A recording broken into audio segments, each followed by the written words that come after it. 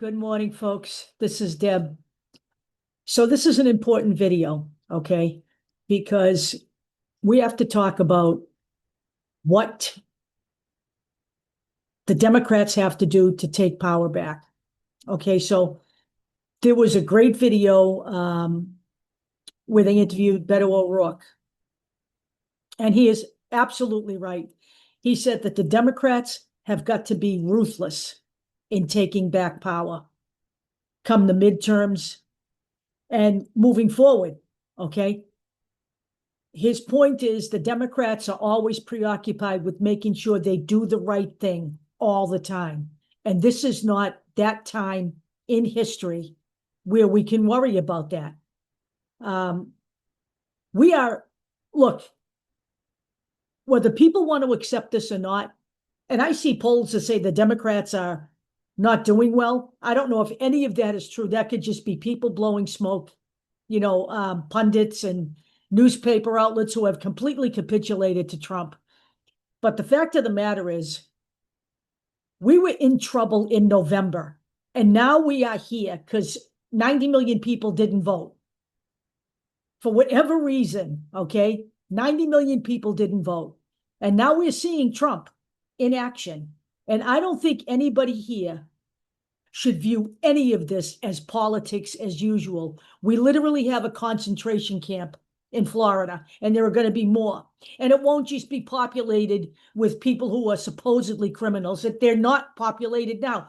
71% of the people in these camps have never committed a crime. There is nothing stopping him from putting transgender people in there, gay people in there, other people of color, anybody who doesn't fit the mold. All right, this man is Hitler, no matter whether people want to accept this or not. And if we fail again in 2026, forget the presidential elections. If we fail in 2026, we're probably not going to see a 2028 presidency that goes beyond what we are stuck with right now. So when Beto O'Rourke tells the Democrats they need to be ruthless in taking power back, they do. For example, they're literally trying to gerrymander the entire state of Texas because they know they're in trouble. The Republicans are in trouble in a lot of states right now. So they're trying to gerrymander it so they can own the state. The Democrats have to fight this in court tooth and nail. The Democrats have got to take the gloves off, and the Democrats cannot relent. And you know who has to make it clear to the Democrats that's what we want? We do. So let's make no bones about this. Trump is running scared from the Epstein files. He has alienated MAGA. They are pissed off at him, okay?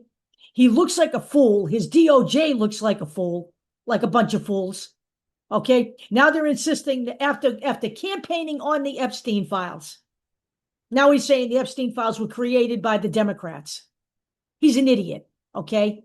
But we can't let this die. They literally closed down Washington early to protect him because not only did Democrats want to vote to release the Epstein files, but there were Republicans in the House that wanted them released, including Marjorie Taylor Greene, because somehow in their minds, they believe that there's this Democratic satanic cult running through the country. Some of these people aren't smart enough to know that Donald Trump is all over those files. And you know something? I have no doubt that there are some Democrats in there, but the Democrats don't care because the people who are in those files are probably not in office any longer. They want the files released. And this is Donald Trump's Achilles heels of all the horrible things this man has done. This is the one that's gaining traction. And you would just figure, since MAGA was basically born out of the QAnon movement. So we must make sure that when they return to Washington in September, I believe it's September 2nd, that we don't allow this to die. The Democrats need to come back into Washington after the summer break and start all over again, insisting that the Epstein files are released. Because now we have Jamie Raskin saying that he believes that Donald Trump told them to cover up. So we need to push this, and we need to continue to push the Democrats hard, okay? We are not talking about a situation where we can retool the entire Democratic Party before the election. We are behind the 8 ball here. We are in serious trouble. We were in trouble in November. Now, if we fail, it'll be game, set, and match. The goal here is electing Democrats up and down the ballot, every state, every position, governor, state legislatures, doesn't matter, okay? They're all important. And yes, in places where we can come up with progressive candidates that can successfully challenge the old guard, we need to do that. But they need to get elected. If the old guard prevails, they have to be elected. We cannot cede any seats to the Republicans. They already own the House and the Senate. There are also reports out there that a lot of Republicans will not be seeking office again. And if that's the case, that opens up a magnificent opportunity for the Democratic Party. If they handle this right, we can take this country back at the midterms and make Donald Trump a 2-year president. Because beyond 2026, if the Democrats can take the House and the Senate, he's going to have to go through the Democrats to get anything done. And we can reverse some of the damage this man has done using them as bargaining chips. Make no mistake about it, the Republican Party has passed this bill, the big ugly bill, and they have made sure that much of what happens through this bill doesn't happen until after the midterms.